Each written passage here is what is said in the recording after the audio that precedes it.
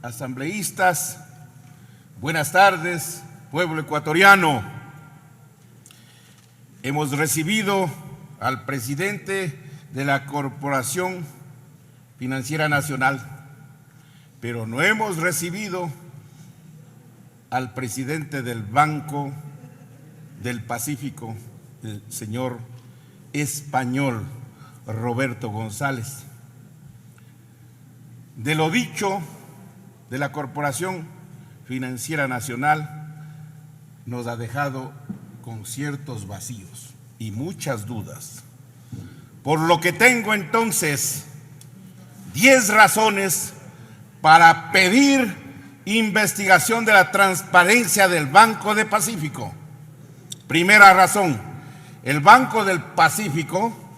cuando se ofreció en venta en marzo del 2017, se valoró en 4.294 millones de dólares, conforme publicó el diario El Comercio del martes 28 de marzo del 2017.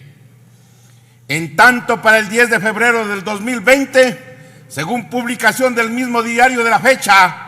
su valoración había descendido a 619 millones de dólares, situación que debe ser investigada y aclarada porque la diferencia entre las cifras publicadas en base a la información oficial y facilidades a la opinión pública llega a ser de 3.675 millones de dólares, aspecto que debe ser investigado por expreso mandato constitucional por la Asamblea Nacional. Segunda razón, resulta sorprendente que la información pública que circula en torno a la entidad financiera que difundía por el Banco del Pacífico tenía ingresos anuales tan importantes, al extremo que hasta el año 2019 era una de las 3 de mayor rentabilidad en el país. Pero ahora, preparando su venta con evidente intencionalidad oculta, hubiese descendido al 10º lugar de ingresos para dar la imagen interesada de deterioro institucional y deterioro de su precio. Tercera razón, no escapa al escrutinio público por denuncias reiteradas la intencional eliminación de sucursales y hasta de cajeros automáticos para presentar una imagen de deterioro en la dotación de servicios. En tanto, esta situación no acontece con otras entidades similares. Todas estas notorias y deliberados procedimientos, nada causales, constituye el marco preparatorio para impulsar una deliberada, obsesiva y frenética política de transferencia del Banco del Pacífico. Cuarta razón, antes del 22 de octubre del 2021, nadie sabía que el número total de cuentaahorristas y ahorristas del Banco del Pacífico sumaban 2,5 millones de clientes. En tanto, al año movilizaba un volumen de 5.3 billones de dólares, constituyéndose en la segunda entidad financiera del Ecuador, lo que la convertía en uno de los bienes patrimoniales más codiciados y rentables del país. Quinta razón, esta entidad financiera fue salvada en los días del atraco bancario gracias al dinero del fisco egresado a través de la Corporación Financiera Nacional.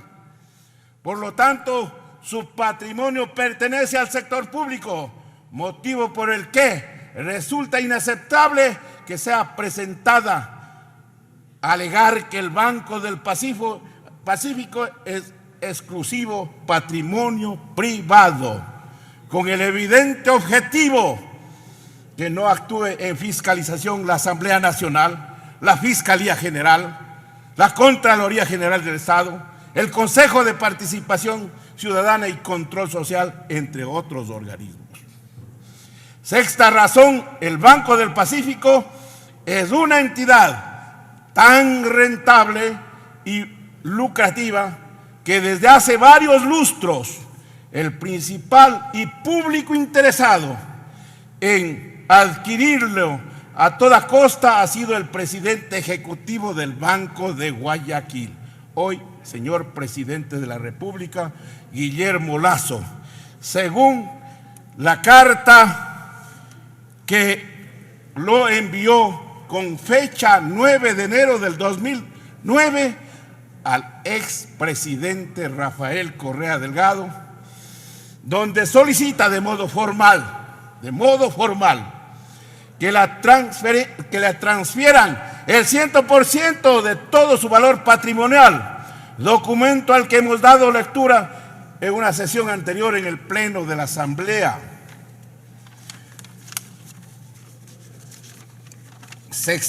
Séptima razón, es una obligación constitucional contemplada en el artículo 120, numeral 9 de la Constitución de la República, que determina que la Asamblea Nacional y sus miembros, entre las atribuciones y deberes, además de las que determina la ley, tiene la obligación y responsabilidad de fiscalizar los actos de las funciones ejecutiva, electoral y de transparencia y control social, y los otros del poder público, y requerir a las servidoras y servidores públicos las informaciones que considere necesarias. Octava razón, el artículo 83 de la Constitución establece entre los deberes y responsabilidades de todos los ciudadanos, determinado en su numeral 8, administrar honradamente y con apego irrestricto a la ley el patrimonio público y denunciar y combatir los actos de corrupción, prescripción que le obliga a la Asamblea Nacional a actuar con la mayor prontitud y eficacia. Novena razón, el Código Orgánico Integral Penal, en el artículo 42, numeral 1, literal B, determina que son autores de un hecho ilícito quienes no impidan o procuren impedir que se evite la ejecución de un acto ilegal o inconstitucional, teniendo el deber jurídico de hacerlo. Décima razón, el artículo 23, inciso segundo del mismo Código Orgánico Integral Penal, determina que no impedir un acontecimiento cuando se tiene la obligación jurídica de impedirlo equivale a ocasionarlo. Por tales razones y por tales manifestaciones, señor presidente, señoras y señores asambleístas, pido que por secretaría se lea la resolución y la moción presentada para que la Asamblea Nacional tome votación. Asambleísta Arias tiene 3 minutos para un punto de información. Bueno, tras escuchar la intervención del asambleísta Joel Abad, se otorga el uso de la palabra a la asambleísta Natalia Arias para un punto de información. Quisiera referirme, al hecho de que efectivamente el Pleno se ha desviado en afirmaciones superficiales, pero hay una en particular que creo yo,